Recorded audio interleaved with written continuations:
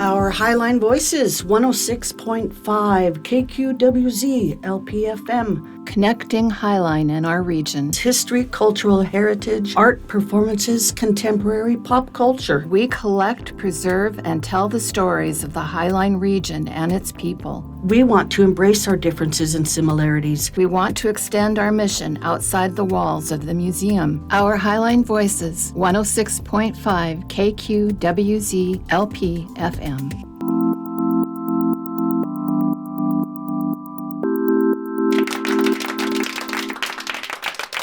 Hi everyone, this is Nancy from the Highline Heritage Museum and welcome back. Today, there's this person that I've been dying to hear from her for many years, almost 20 years. And I know her name. We exchange conversations here and there, and I know a little bit more of her story, but not from the personal voice. And so I'm really interested to know who she is, and then hopefully she will share this with her family for many years to come.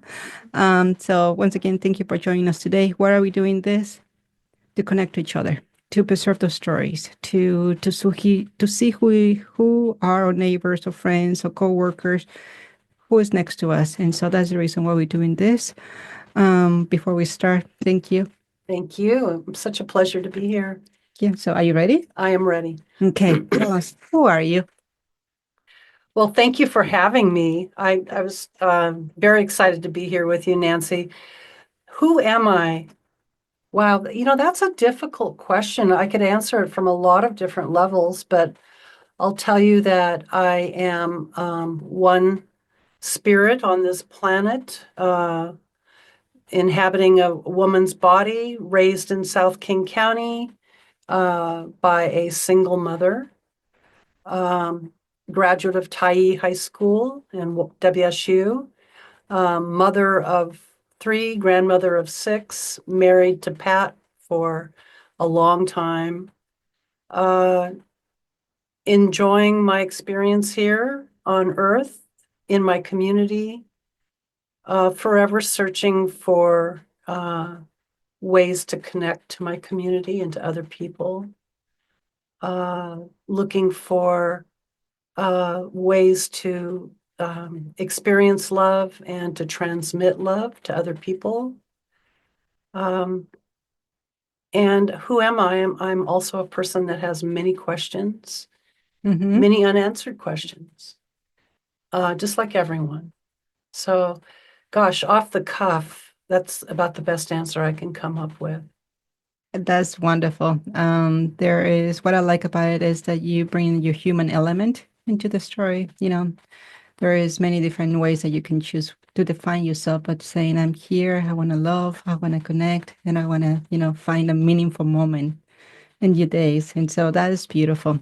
Why in the area? Why Highline? Why SeaTac? I mean, well, I know you didn't say SeaTac, but Tyee is in SeaTac. Right. Yeah. Well, the interesting thing when I think back on my life is that I attended Sunnydale Elementary and Bow Lake Elementary, how different the area was back then, how we were truly, I had a horse that I rode up and down Highway 99. Wow.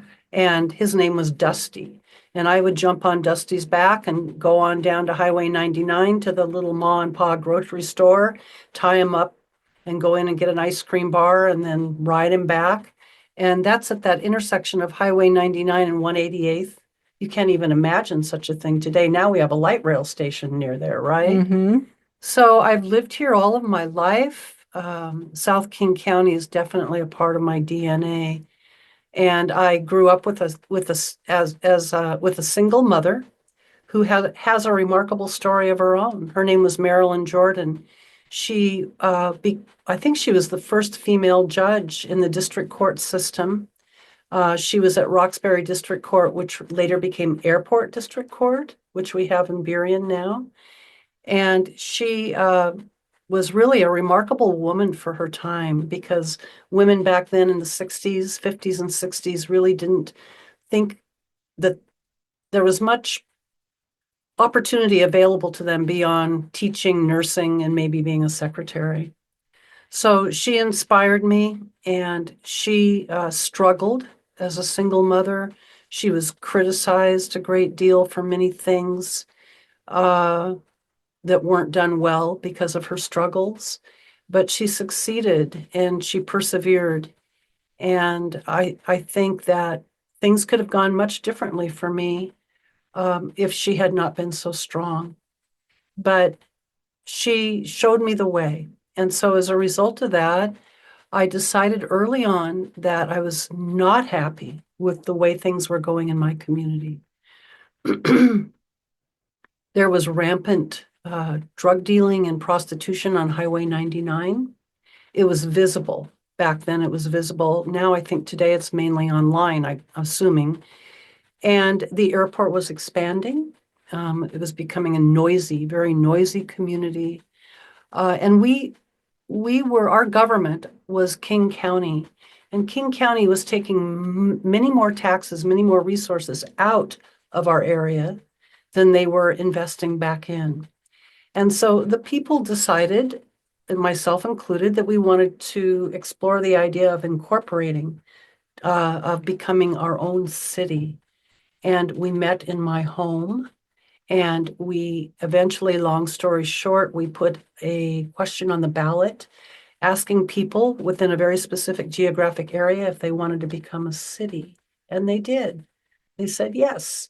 So we now have the City of SeaTac, which was incorporated the same time that the City of Federal Way was. And then just fast forward, I threw my hat in the ring immediately to run for the first city council. And then that launched me into 25 years in the public service arena, political arena. I'm like I said, I met you a few years ago, almost 18 years ago now, and I didn't know how deep your commitment to the community is, but I didn't know how powerful and strong your mom was, and how that makes who you are because of who she is and the struggles that she faced. That's very inspiring story. Thank you. And I thank her again. I'll say her name. Her name is Marilyn Jordan, and she did it alone. She did have friends that helped her, advised her, but I just want I want all people to know that it was very different back then, for women especially. Um, Things have changed tremendously for us. And it was, there were pressures, there were cultural pressures.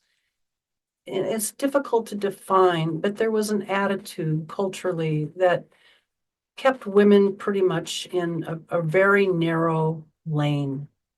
And today with young women, I see that they can go anywhere they want if they put their mind to it. Back then, that wasn't necessarily true.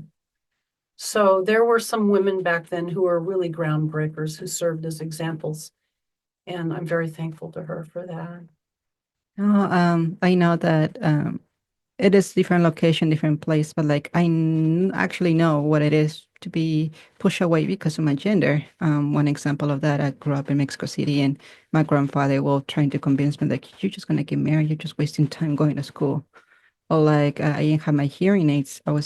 I'm born like this, 80% deaf, and I did not have my hearing aids for the first 8 years of my life. The teachers would say to my parents, just take her out of school. She's just wasting everyone's time. Why are you doing this? She's going to be a mom and don't waste everyone's time. And so because of my gender, yes, my disabilities has been that push. So I did not grow up in this region in the historic, but I do know that even today, even with all the rights that we have and all the opportunities, there's still a gap on women in corporations and a gap in political arenas. And there's still a gap. So there's pushes there. But that gives more merit to your mom that even that back then, that time frame was even more pronounced. It was more punish for a woman because it is a punishment, It is kind of punishment on the sense of why are you doing this? And then putting the finger like that in a way that is like, well, because and she's strong and she pushed through it and she inspired you to look at you now, like inspire you to run the career for 25 years. That's so interesting because one thing that we do is that we internalize the notion that maybe it's me, maybe I'm not capable. Maybe it's ridiculous to think that I can do this, Yeah. whatever it might be. It's a voice in your mind, in your head. It's a story that you tell yourself that is fed by others outside of you, by subtle cues that you pick up on in your culture, wherever you may be raised.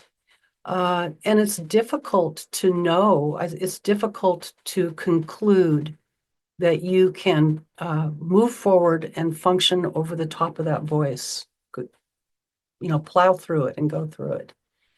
So that's what my mother did, and she set an example for me. I think that I think it was easier for me than for her. But as a result of that example, I did become a member of the first city council in that suburban city. I was the youngest member of that city council. I was 35 years old. And then I went on to become a member of the House of Representatives in Olympia and a state senator. And then eventually I became a member of the King County Council. And that's where I really put my a lot of hard work into King County because it was back to local government. And I've been retired now for quite a while, but that was a big part of my history. You mentioned that the question why so passionate about serving the community? Why so passionate? You share already, some examples or what make you, host the first meeting at your house and talk about these issues. But I wonder if the same values that your mom passed on to you and the same values that you're passing on to your family. Yeah. Gosh, that's a very profound and a deep question, a profound question that deserves a great answer. And I'll just have to give you the truth for me is that I, in my community, looked around and we are a blue collar community. We are a community, we were becoming a community of immigrants. We were becoming a diverse community, a blue collar community. And I looked around and I saw so much potential in people, all people, that, and I saw them struggling with many of the same doubts that I myself had, that maybe they're not good enough, or maybe they can't accomplish something, or uh, maybe it's impossible. And I realized because of my mother's example and then the fact that I had had those successes that it wasn't true. And I so deeply wanted others to be able to internalize that truth for themselves. And you can advocate for people in public service, in political positions. You can take a stand on behalf of those values, those beliefs that you have for other people. So that compelled me, that gave me a purpose, um, gave me the drive to continue on in public service. And excuse me, I became good at it eventually. Uh, of course, for most of us, if you do anything long enough, you become good at it. And I did become good at it.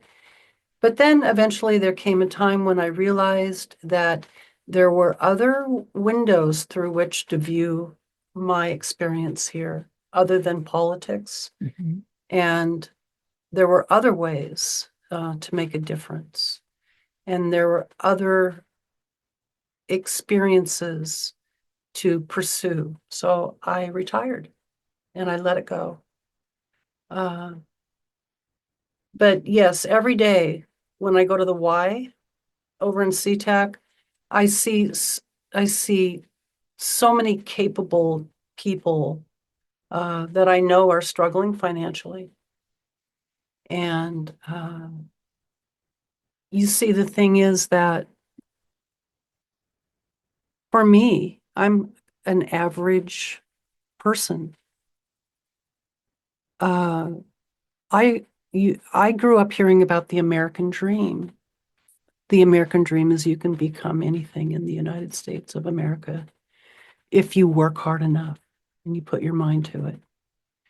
And I don't really know if that's so true nowadays as it was back then. I perceive that you still can do that. I just think it might be harder. But I did realize the American dream. And so I know that it's possible. I know that it's possible uh, that the dream is still alive and still can be pursued. You know, one interesting thing is that the next year in 2026 is going to be the 250th anniversary of this beautiful country. Yeah, And so here we are, we already getting ready for it. We're preparing, we're like talking to a lot of people. At the same time, we're going to have the FIFA, the World Cup coming in the right. same summer. Yeah, And so instead of us just celebrating 4th of July, we're going to be celebrating the whole year. We're going to do a lot of things. And then, but the question is, because of how unsteady the political views are right now, people are asking me, is this a political agenda? And I'm like, no. And here I am, I'm an immigrant, right? I was born and raised in Mexico City, but I tell them that I am one of those lucky ones that I got my citizenship in the space and the center in the Space Needle in the Seattle Center, with this giant flag behind me and waving hundreds of little flags with a lot of amazing people on that ceremony. And so it was not about the political agenda. It's never been for me, and it's not even the American dream. It's more about those values. Is about the identity. Like I got my daughter right now. She's born and raised here. And what am I teaching her? And I'm teaching her the Mexican values. Am I teaching the American values? I'm teaching her the sense of identity. I'm teaching her the sense of this is home to you. Let's honor it. Let's celebrate it. We are part of the culture. I'm integrating myself in the culture. And so, yes, American dream is about the economical thriving, the economical success. But for me, it's about surviving, and then the yes, fact that we can actually hug each other, that we can celebrate our identities, that we can celebrate, connecting with what it means to be meaningful. Um, I think I see a lot more rich gifts of connecting with people. I think I see the richness of connecting with community and doing things together as a community. And my passion, regardless that I'm not, like some people have told me, you're an American. Well, I might not be American in their eyes, but I would love to cultivate those values for my daughter and for my daughter to continue cultivate those values down to her own kids. And so I am excited. I you know are, but I have to interrupt you. Why do you say you're not American? I am. I am. But for some of the people that tells me Well, there are people who tell you that. yeah, Right, right. yeah. No, I do. Like I say, I'm very proud of being able to celebrate the American flag behind me. And in fact, I didn't know the time, but my daughter was in my tummy. I learned that I was pregnant 2, 3 days later after that ceremony. I think it's so sad that anyone ever cast any doubt in your mind that you could celebrate being an American, because this country is so rich because of you and because of me and because of all of us together.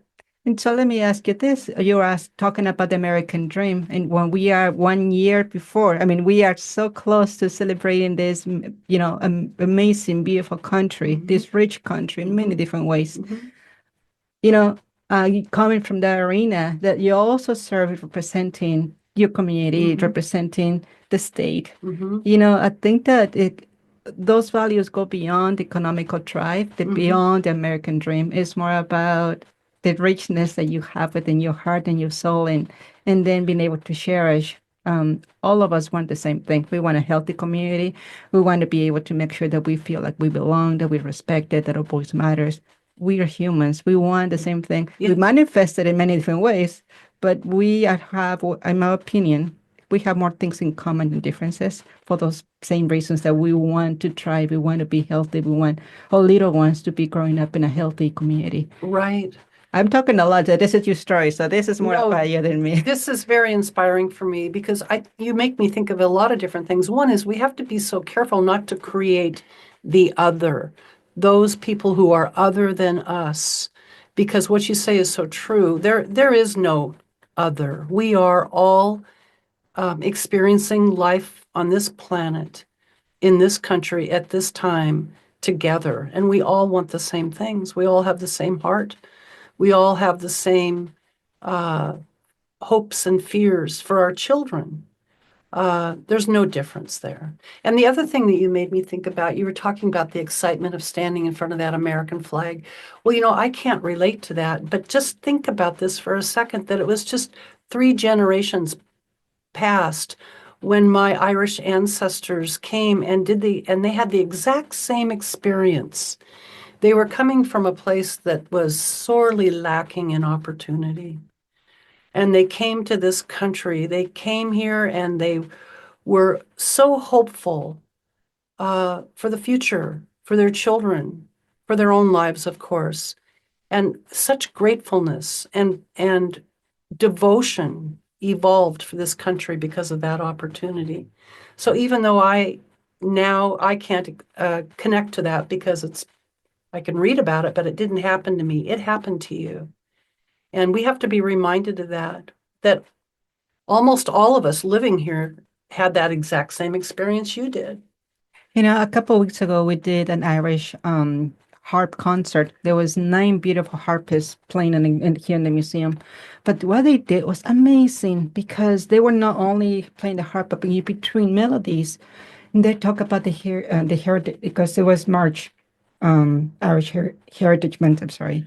And with that, they incorporated history and their meaning behind celebrating the Irish American experience and the traditional music. And so, everyone were connected, regardless that they did not experience that immigration story. It is about your DNA is about your heritage. That's what I love the title of the museum, because it's more about what makes you in the moment is everyone behind you. That's so true. And It's so true. Yeah. it is beautiful. It is beautiful when you reflect how many people have been behind me, and all of them, in one way or another, have shaped you who you are today. Right. But they weren't all perfect either, were they? We humans, I don't think there's a human being in the whole universe that can say is perfect. It's quite the opposite. We're messy, we're Yeah. screwed up, but it's more about the humanity, I think. Being humble enough to recognize your mistakes and then be grateful that you learned the lesson instead of going the other way, Right. in the dark side. I call it the dark side. Right. And so I don't know. And so tell me more about you. So is you got a very powerful story with your mom. You got a very powerful story, you going through the journey of connecting with your community. We still got around 10 minutes or so. So tell us a little bit more about you. Oh gosh, more about me. Well, like I told you, I don't know. I was very nervous about what I was going to say today. What would I say? I would just simply say that now, as I am retired from politics, my life was very public. Everyone knew what I was doing. I advertised it. There were people who appreciated it. There were people who did not appreciate it. Yeah. It was pretty black and white what I was doing. It was very much public. Now I'm a private person and I focus my time on other things. Those things are uh, fostering relationships with my friends, Mm-hmm. creating things. So I've become a basket weaver, and I collect ponderosa pine needles That's cool. from my son's property in Eastern Washington, and I weave baskets. That is awesome. Yeah, and it's really made me feel a great connection to many of our indigenous people who have woven. Now I appreciate them so much. Let me tell you, Nancy, I visit Mexico often, and I used to go down to Mexico and want to bargain for those crafts. I want to see if I can get the best price possible. Now I go down there, I look at those beautiful handcrafted baskets or anything that's made down there, and I will not bargain. I will give them what they're asking, because I know how much time and how every stitch of those baskets has a piece of that artist in it.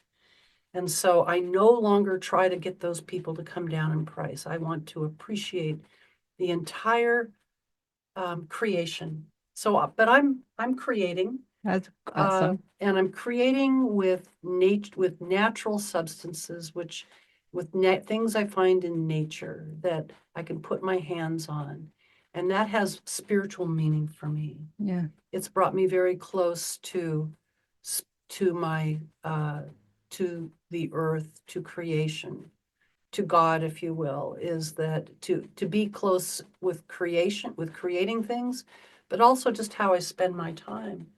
Spending my time contemplating nature, being in nature, uh, recognizing that media is pretty much the opposite of being in nature, making a point of making sure that I walk in the rain, that I encourage my body to go up hills outside, that I put myself in the place of animals, all animals, Yeah. spiders, squirrels, everything. Uh, that's very important to me at this point in my life. And then loving, loving what's easy, which is loving my family, my beautiful children. I have 3 beautiful children inside and outside, my grandchildren. I want the best for them. Who doesn't? That's what every single one of us has in common. I know that in some cultures, the way they greet each other, the first thing they say is, "How are your children?" Because we all share that. But Mm-hmm. also loving, even if it's just a smile, even if it's just a touch, doing my best to express some kind of love for people that I come into contact with in the most mundane places. That's very important to me also. It's important to me spiritually today. I think that those messages are needed. Are needed. We need to hear more of that. Mhm. All of us cannot function with a title. We can work or with a specific roles that we have. We cannot function 100% just concentrating on responsibilities. We need to have that healing, that spiritual space, that connection with, like you said, nature. I mean, work is only one out of the 10 items in the wheel, the wheel of life. There's many different aspects that makes us, and the need for us to be healthy. I don't hear more of that. I wish I can hear more people being, inspiring others to be more healthy spiritually, to be more connected, to be more grounded like there is this exercise that sometimes I do. I'm naked. I don't have any shoes and just walking on the grass and I just connected to the, Mm, you know, and it's just the need to be more conscious. That is no, there's times and places for everything. There was times to, like that's so true. all the way from being a mama to be a daughter, to be a wife, to do whatever things that we do at work. But we also need to have the space where we are connecting with ourselves internally and heal, because it's also we get exposed to a lot of negativity out there. We get exposed to a lot of pain out there. And so we also need to take care of ourselves, not only mentally or physically, but also spiritually. And so I wish that we can hear more of those messages out where we get inspired by others doing that work. So thank you for sharing that. And about loving, I love, love can be expressed in many different ways. It's not just one template that you follow, but the idea of, like you say, a touch, a smile, so something kind, something it feels you actually is chemical. It is scientific proof that when you share that, you're releasing a hormone that is actually healing for your body. Like how stress is harmful. Well, when you do the opposite, it's actually you're healing your body. I'm talking too much about this. No, but Just- no, it's so important because just think if all of us tried to do a little bit of that every day, because it feels like we're going in the opposite direction. At times, yeah. Don't try to figure out how people are different from you because or what who they voted for or any of those things that are dividing us so much right now. Just try to put those ideas out of your mind and try to connect with people. That's what I try to do, and it's very important to me. Thank you. Thank you bet. for sharing. Well, Thank you.